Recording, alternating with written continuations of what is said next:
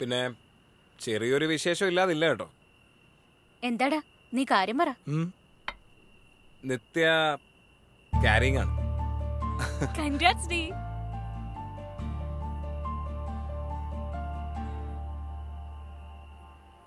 എടാ മോനെ, ഈ സന്തോഷത്തിന് ഈ ട്രീറ്റ് പോരാ കേട്ടോ. അതിന് നീ വിഷമിക്കണ്ടാ, ഇനിയല്ലേ ട്രീറ്റ് മൊത്തം.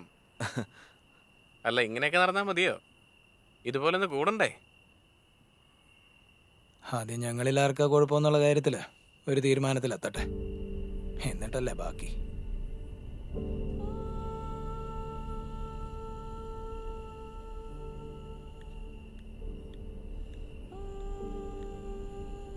നീ ഒന്നാളോടെ ചെല്ലേ. വസുദേ, എടി നീ ഇങ്ങ് വന്നേ. എന്തുവാടാ?